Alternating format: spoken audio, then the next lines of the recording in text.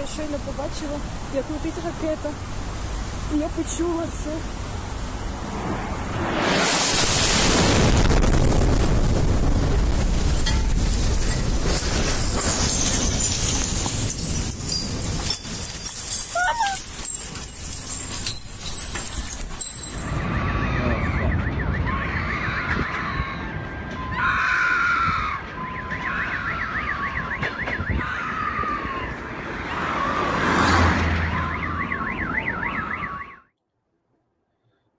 We're back with Pete Blaber, who is a former special unit commander at the highest levels. And we're going to talk Ukraine. We just had the Alaska summit, Pete, and I was struck, I flew combat rescue in Alaska for 3 years and we deployed all over Asia, so I know it well. And we're neighbors to Russia, literally only a few kilometers. And that was a brilliant move to show the world, we don't need Europe.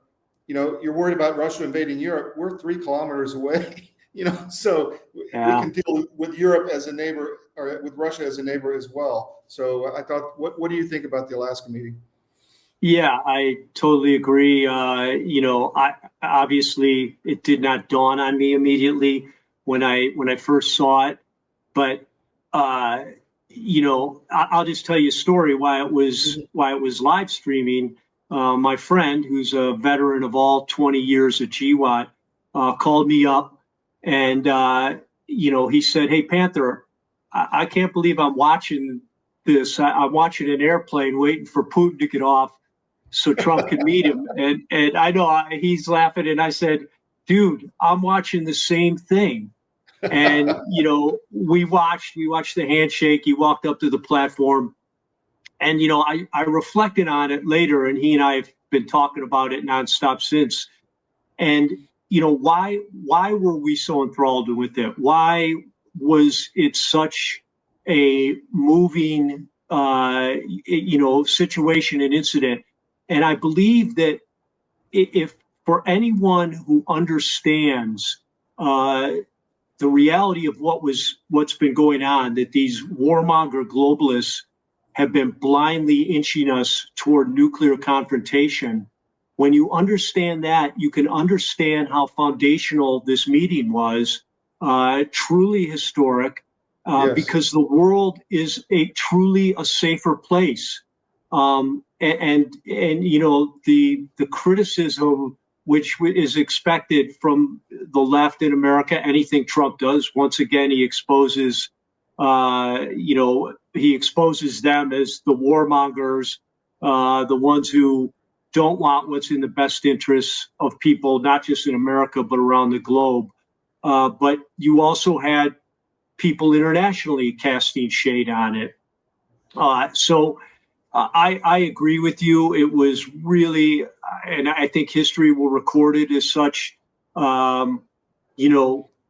Before it, I think I texted you because retired General Keane was on Fox News, and he couldn't contain himself. He got all emotional, and he said, the main thing is that President Trump will know that he's talking to a thug, a murderer, a war criminal, and a pathological liar.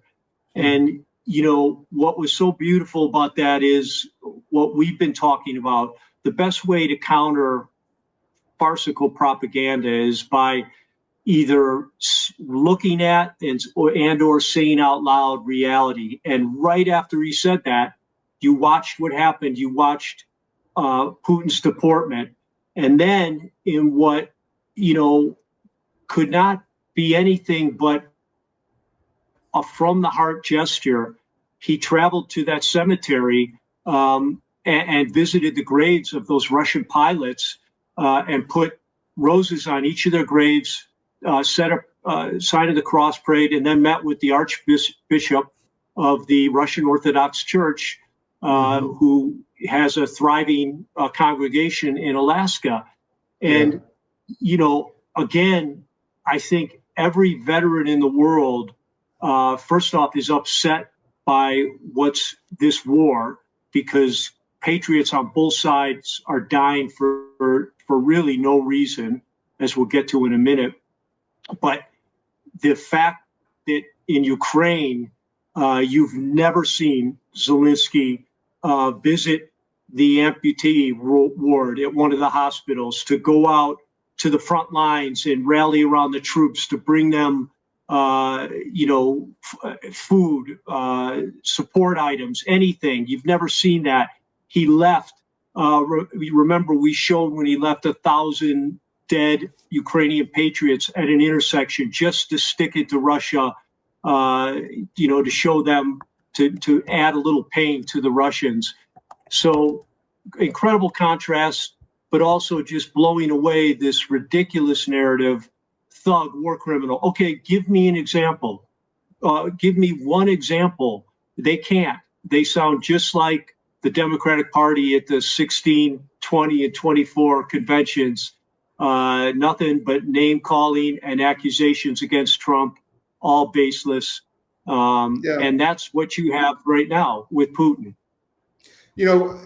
People don't understand also the Lend-Lease program that went through Alaska to Russia during World War II.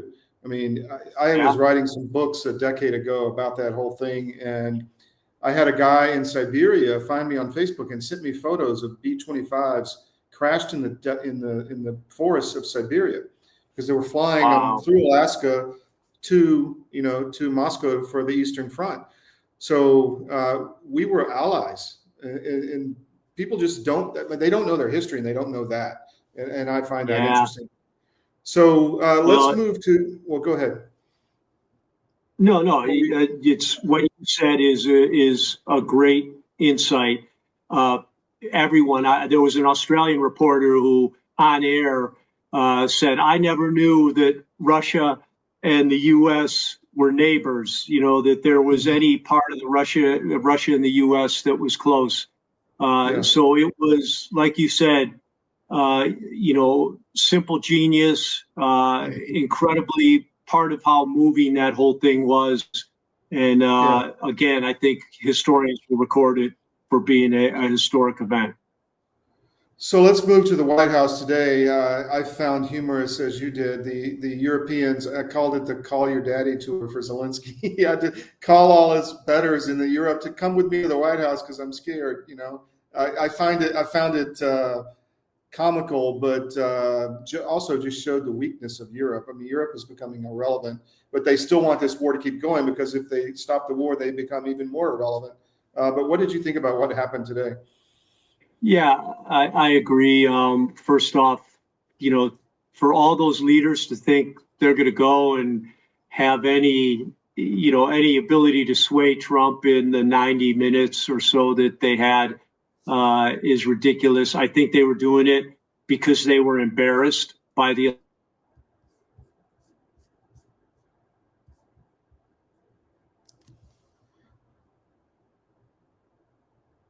Alaskan summit. They realize, just like the Biden administration, they refused to, if we had, a war without any thought of diplomacy. And I think they were embarrassed that Trump beat them to it. They should have done that a long time ago. But the problem is it blows up their narrative. So they were painted into a corner. And I think after watching the Alaska summit, they realized we got to do something. We got to look like we're actively involved, that we have a say in this thing. And you hit it. They're irrelevant now. They painted themselves into a corner of irrelevancy, and now they got to live with it. So here's the irrelevant leaders outside the White House. It's a great pick. It's just, you notice, and Macron's in the end. None of them are talking to each other. It's just. Oh man! But their motives up to this point have been exposed, and that's why this is so difficult for them. And President Trump, if I don't know if you had a chance to listen to his post-meeting comments, but he said a number of things which, again, are refreshing, make me feel like we're making a difference. He was very pointed about Biden caused this war. And we'll transition here to the article in a second. The title of the article is very purposeful. How Obama, Biden, and the EU started the war, not the United States. The United States did not start the war. The United States is we the people. We the people would never have approved, had no interest in a war in Ukraine, especially from 2013 to 2022, where we were still heavily involved in the global war against terrorists in both Afghanistan and Iraq. So this war, and it could never have happened. I talk about this in the article. It could never have happened with any other administration but the Obama and Biden administrations. And the reason for that is what we've learned through the documents of what we're calling Russia Hoax Part 1, which is really Russia Hoax Part 2, because this preceded the Russia hoax against Trump. What it is they think their superior intelligence, number one, and number two, they're so confident that they can do whatever they want because they controlled the media. And that's what was going on here. Yeah, and exactly. The media, as we now know, in part thanks to the efforts of Doge, was completely funded. The global media, Reuters, all the British media, the largest U.S. media, by USAID. And of course, Victoria Nuland, when she arrived in Ukraine in September 2012, she had a $5 billion budget from USAID. That's our taxpayer money that she paid out. Who did she pay it to? This is where it gets painful. Soros-backed NGOs. We paid probably $3 billion of that to George Soros and his NGOs to manufacture the Maidan protests and to hire the neo-Nazi ultranationalists who acted as the tip of the spear and eventually to violently overthrow the duly elected president of Ukraine, which was Viktor Yanukovych. Now, that's how we understand the Obama and Biden part. But you notice I have the EU in there too. And so, everything about the EU, you have to ask yourself, what's behind their bizarre obstinance toward finding peace and some sort of functional relationship with Russia? This is a special report. Knowing how to invest your money is harder than ever before. Dealing with stock market volatility, record debt, and terrorist attacks requires new thinking. At U.S. Asset Management, we can help you see the world more clearly so that you can move beyond the chaos and invest with confidence. Call us, visit us online, or drop by our office. U.S. Asset Management, helping you make better decisions with your money. Your government doesn't care about you. That's why you need a medical emergency kit. It contains life-saving medications like ivermectin, Z-Pak, and antibiotics. Stock them before they block them. Russia. What could be behind that? And that's why this article is so important. It goes back to 2012. They made up their mind that, and there's documents that show this, including a RAND study, quoted EU members as well as experts.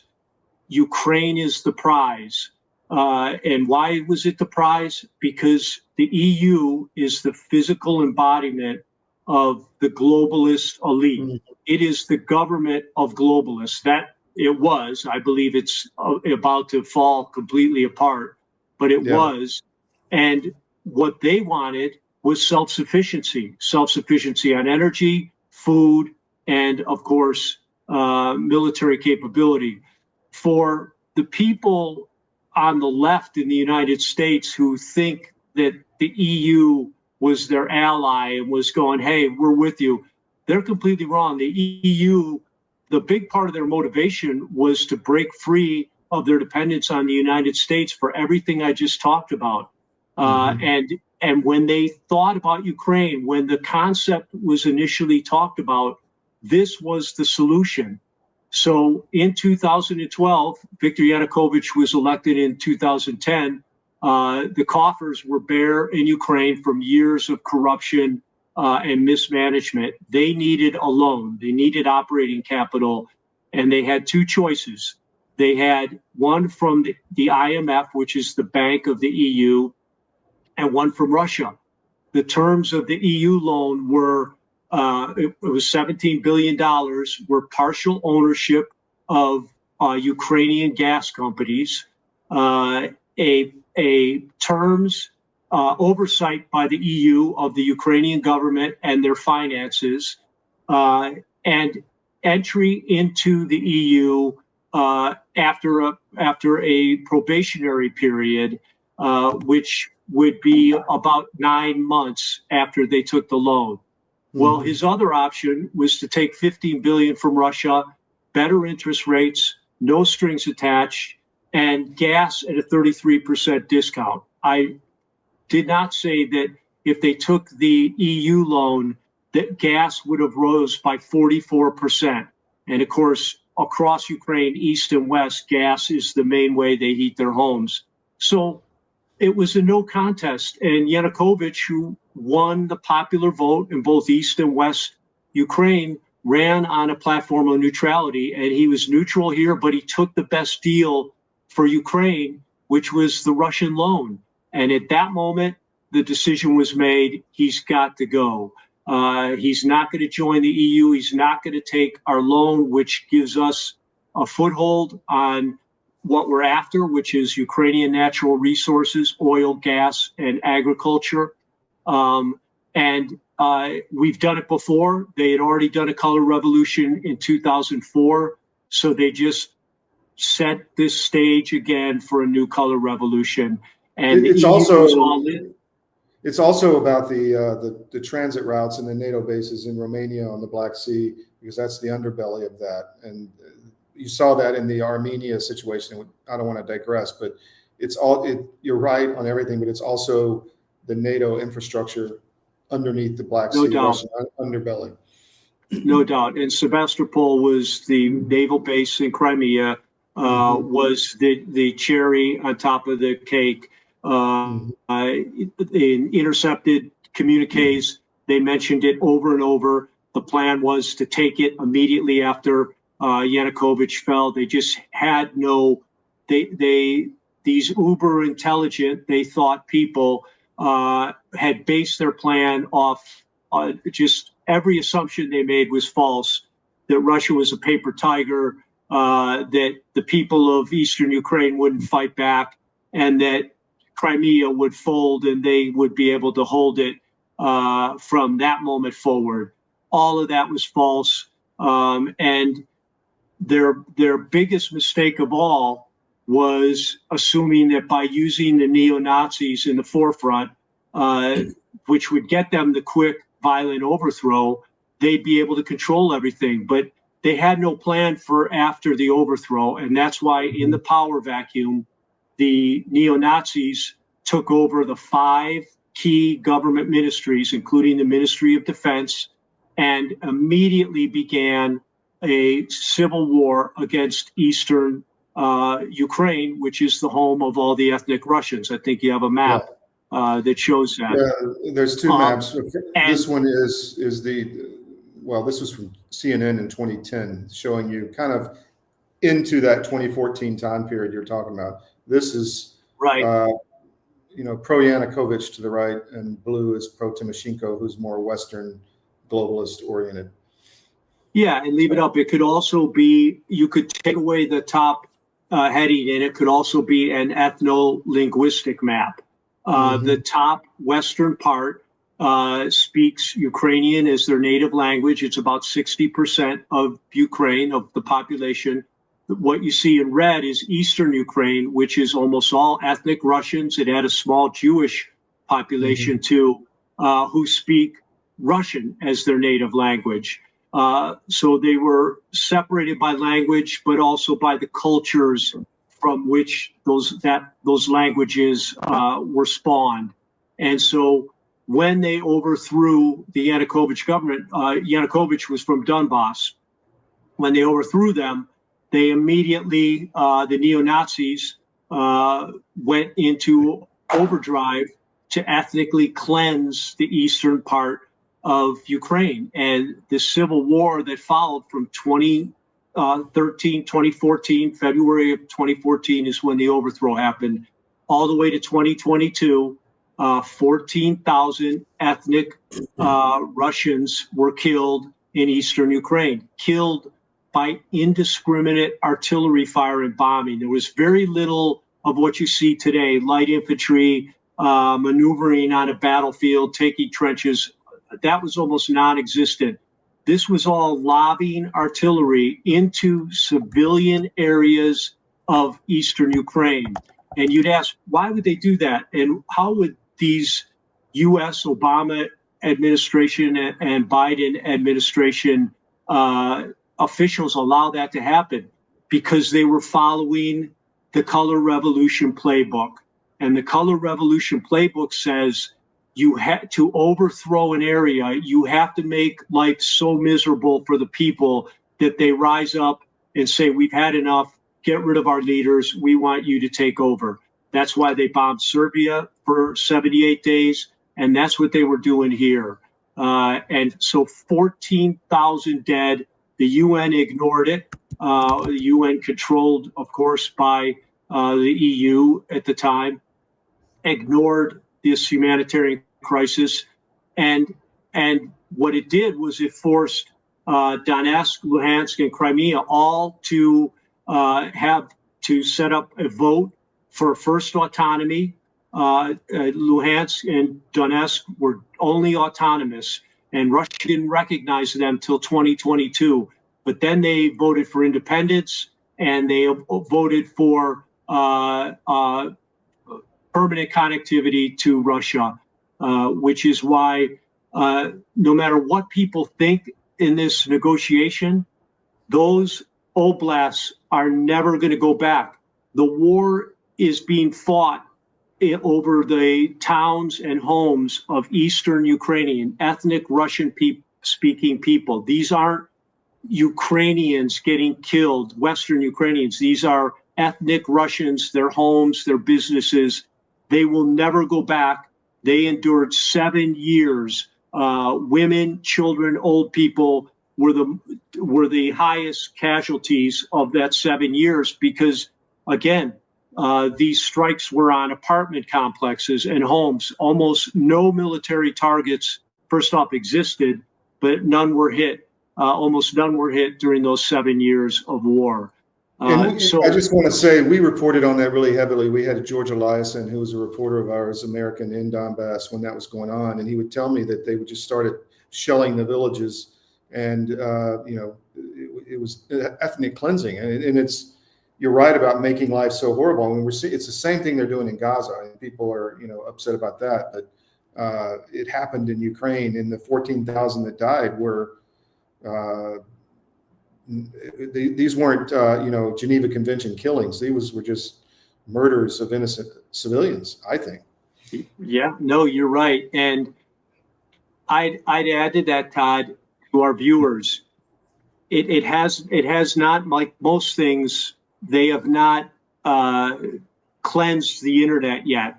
You can go on Rumble, you can go on YouTube and watch videos from. Just go on and do a specific search. I'd say go 14 first, and then you could pick any year between 14 and 22, Eastern Ukraine. And most of these videos are made by Ukrainian sympathetic, EU paid, USAID paid, yet they can't hide what's happening. They interview people. They're showing the destruction of these towns. They're showing these apartment buildings. They're showing buses with old people blown to smithereens. And I'm not being hyperbolic here. You can just go on and still watch the videos of what they did because they can't cover it up. And this takes us to why there's still no reporters covering on the ground in Ukraine, because if they show what's happening, if they show the truth, the gig will be up. And just what we've talked about, people will realize, wait a minute, the whole war, all this destruction we occasionally see, that's Eastern Ukraine. Those are ethnic Russian people's homes and businesses. Yes. But I advise everyone to go on, do a specific search between 14 and 22, pick any year you want, and you can see for yourself what they did and the humanitarian crisis that they caused. So, here we are again at the importance of the article. The reason I put it together, again, is because we're at this crossroads right now in history, and you can't navigate where to go in the future unless you understand where we've been in the past and how we got to where we are today. And that's why understanding that the Ukraine war was started by the Obama and Biden administrations and the EU, period. That's also on the internet. You can go back and watch in 2012 and 13, the Maidan protests. You'll see massive tents. You'll see distribution centers. The NGOs were running, heating, giving instructions out. They can't hide that. It's all on there. And you'll hear Victoria Nuland talk about spending $5 billion in order to get to where they got to, which was the overthrow of the Yanukovych government. You can also still listen to the intercepted phone call of her and Ambassador Payet talking about who they chose, the Ukrainian politicians they chose to take over after Yanukovych.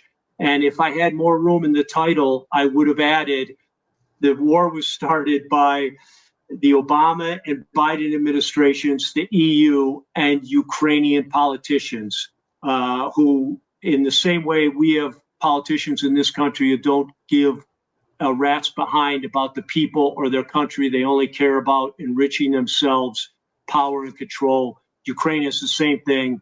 That's what Zelensky is. He's a tyrant himself who doesn't care one bit about Ukraine or Ukrainians.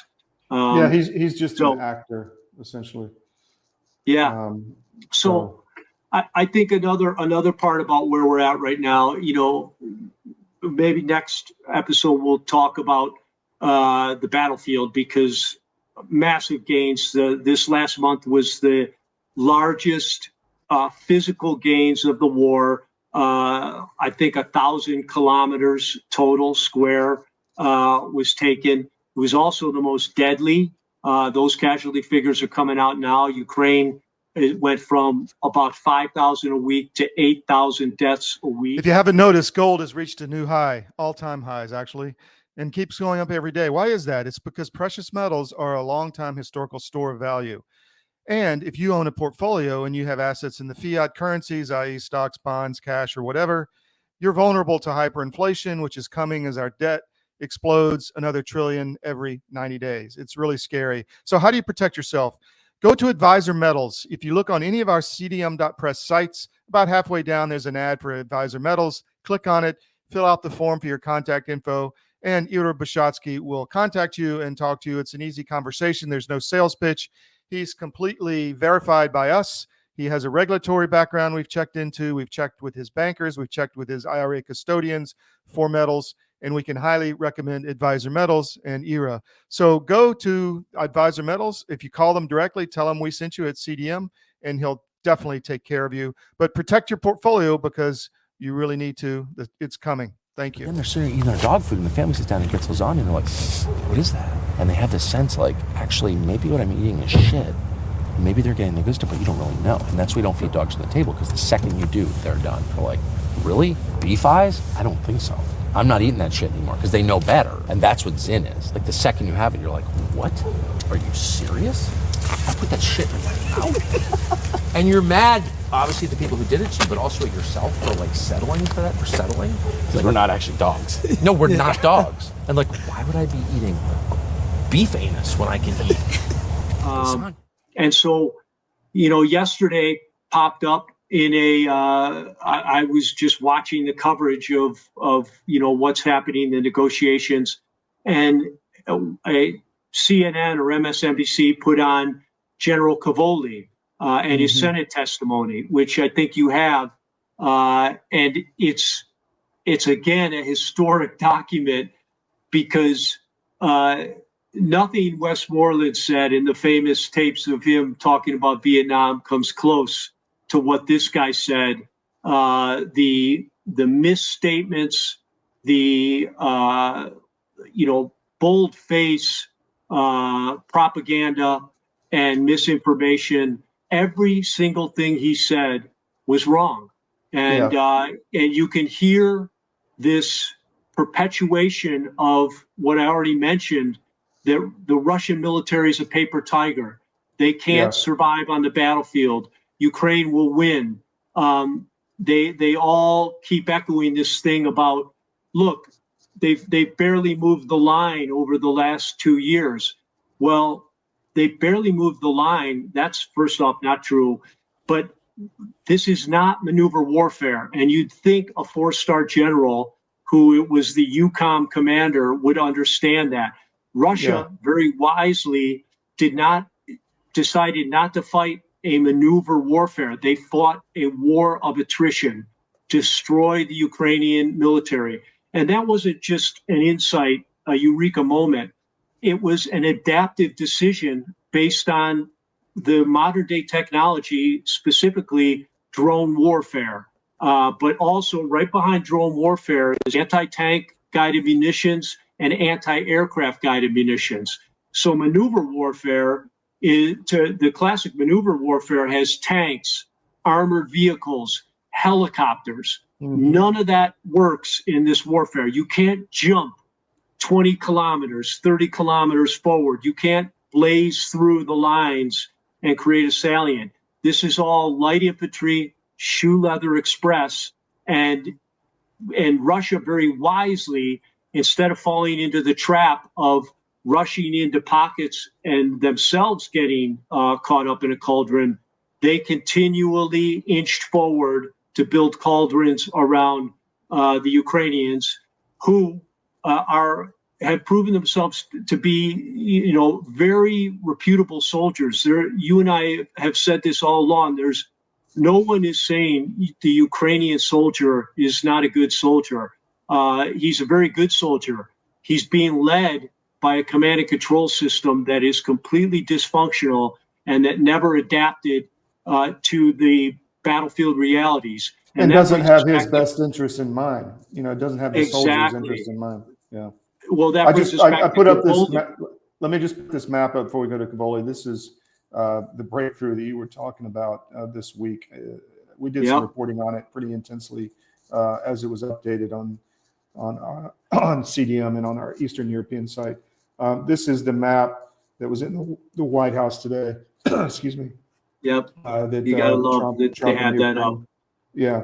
So now I have about a 5-minute clip with Cavoli. I may cut it short because just put a couple minutes on it. You can take anything he said and so here we'll we back go to for it in a second. a couple minutes. Before you continue, in February of 22, we would not have dreamed of such a loss from Russia of tanks, would we? We would not have. I did not anticipate the war to go this long, and I did not anticipate Ukraine to be able to destroy so much of Russia's warfighting capability. I hope I didn't break your train of thought, so continue. No, so as we watch the Russians, we see that their level of skill in some technical areas is very high and is evolving during the course of the war, but it's mainly isolated in specific pockets. It does not appear to be generalizable across the force, and overall the quality of their force, especially their ground force, has been decreasing throughout the conflict. On the Ukrainian side, we see sort of the opposite. We see a military that started pretty much from an almost cold start. We had been helping them before the war, but not at the scale we began to after the war, and they've evolved and developed very, very quickly. So we've learned a lot about institutional adaptation from watching both sides as well. So that's just a straight up lie. The Russian military is not inferior to the Ukrainian military. That is no. That's just that's borne out by facts on the ground. I mean, and so Todd, one of the takeaways from this, and it goes back to the takeaway from Westmoreland too, for Senate hearings, for, if the country really wants to know what's going on and what they should do next, we have to understand you can't go ask someone who has been involved at the level he has so unsuccessfully up to, this was just this year he did that Senate hearing. Cavoli led the 2023 counteroffensive the disastrous counteroffensive by Ukraine in 2023. It's a lot of people already are calling it the turning point of the war. They charged headfirst into Russian prepared defenses. Anyone who has ever studied Russia knows they are maniacal defenders. Their ability to build obstacles is on a level with no other peer in the world, and it's what they do. And they're hard people who aren't going to leave their lines. So it was a disastrous counteroffensive. Afterwards, the Ukrainians were furious because it was planned by him and his generals. They were furious. Cavoli was yelling at the Ukrainian generals during the battle, keep moving, keep moving. And they refused, because you never charge a machine gun nest and you never charge headfirst into prepared defenses, especially with the armor and the mechanized vehicles that they were using. Afterwards, it was Cavoli who made the request for ATACMS missiles, the controversial ATACMS missiles, which Biden initially did not approve because it was a perceived red line with Russia. So Cavoli flew to Washington, D.C. He lobbied Miley and then Biden himself to get those missiles to come over and perhaps save him, his reputation, and the reputation of the other generals. And again, it's nothing personal against him. He's, he's caught in his own trap, and the trap for Americans to take away is one that I've been echoing now. It's not new. It's the main lesson from 20 years of global war against terrorists, and that's that a command and control system based on disconnected chains of command, making decisions from $1 million space age tactical operations centers, never has and never will be able to make sense of what's going on the ground. And the reason for that is not theoretical, it's biologic. The way our brains make sense is through our senses: sight, sound, smell, taste, and touch. No matter how hard you try, no matter what resolution level your big screen TV reaches, you can never make sense of the reality of the situation when you're not there interacting with it with your senses. And that's what has gone on in Ukraine. That's why they've been decimated.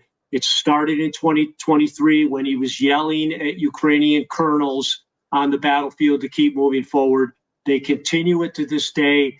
That's why they're so caught up. They don't know what to do right now. There's at least 4 brigades in Pokrovsk who are trapped, and they don't know what to do. They're just told, hold your position, which is foolish. They should have already fallen back, built new positions, and lived to fight another day. But right now, that's why so many people are saying the end could happen very quickly here for Ukraine. And it's not the Ukrainian soldiers' fault. It's the command and control system above them, which goes all the way to Zelensky. Remember, Zelensky. Well, it goes all the way to Biden, too. I mean, it went all the way to the White House. Yeah. And our U.S. generals who, have been fighting this war since 2022. New York Times exposed this without any War Powers Act. And unfortunately, they've exported a failed model of command and control that has just exacerbated the situation for the Ukrainians. And it's still happening today. Good Ukrainian patriots are dying for no reason on this battlefield. I took 2 things from his talk. One, his integrity is absent. I mean, he's lying. So, if he's willing to lie about this, what else is he lying about? He's probably been lying for so long, he doesn't even, it doesn't affect him. He doesn't realize it anymore. And the other thing he said, well, the Ukrainians were better, the Russians were worse. I think he meant the Ukrainians were better at doing what we said, and the Russians, we don't really understand what they're doing. So, right. They're not as good as us because they don't have all the fancy TV screens, as you said. But, they're taking a kilometer of territory a day. I mean, yeah. I mean, how disconnected from reality can you get? They're very adaptive. They always have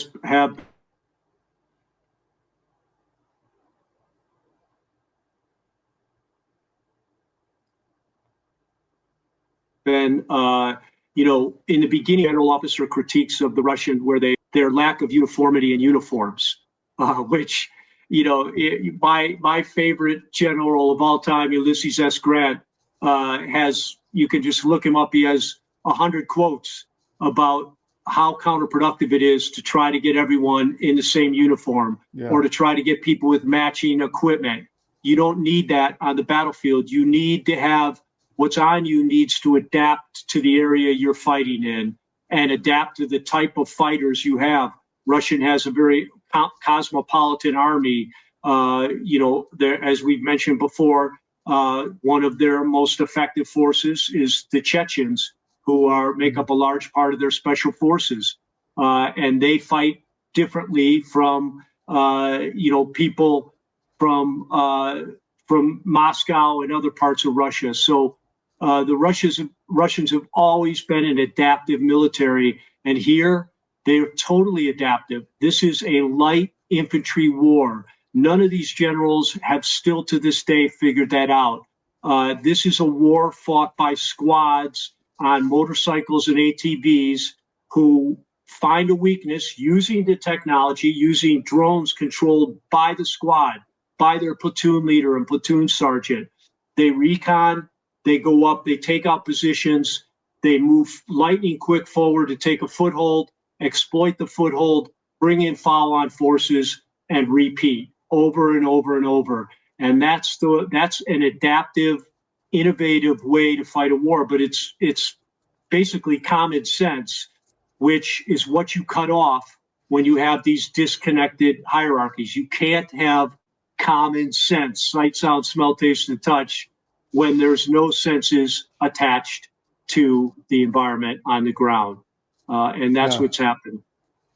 Makes perfect sense. I have this other image you wanted to talk about, which is this letter from Melania. So we want to continue to debunk these massive propaganda lies that have been part of the Russia hoax from the beginning.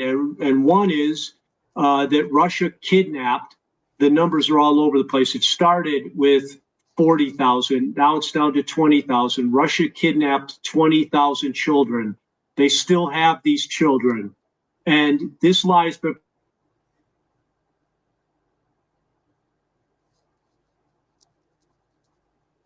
perpetuated. Zelensky and Trump. This just shows you that obviously Kellogg or one of his other advisors got to Melania, but it's preposterous, and it could only work if you assume that no one understands the reality on the battlefield. And again, back to your map, this entire battle, this entire war is fought in eastern Ukraine, home of ethnic Russian citizens who have already voted to be part of Russia. Why would Russia kidnap Russian children, and where would they take them? Who would they hold them hostage?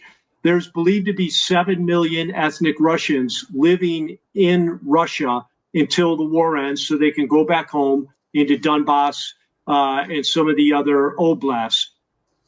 There's not a single bit of physical evidence that shows one parent, one child missing. So this is not just a propaganda lie. It's so baseless, it's preposterous. And well, it's like I had a refugee family in my house from Ukraine for almost 8 months. And they have a small child. Did I kidnap them from Russia because I took them to my house for safety? Right. Anybody in Donbass would get your kid out of the war zone, right? I mean, that's what they did. They went east. They said, okay, I'm going to Russia. It's part of this. It's part of their original propaganda to, win over everyone in the West to side with Ukraine. Think Russia is the heathens. We already debunked in last episode their main war crime, which is, again, totally manufactured, totally made up. But this is so preposterous. And what you see here is a letter from a mother in Luhansk, and she's just telling Melania, please understand, the only children that are missing are children who were blown to bits during the 7-year artillery and bombing barrage by the Ukrainian military.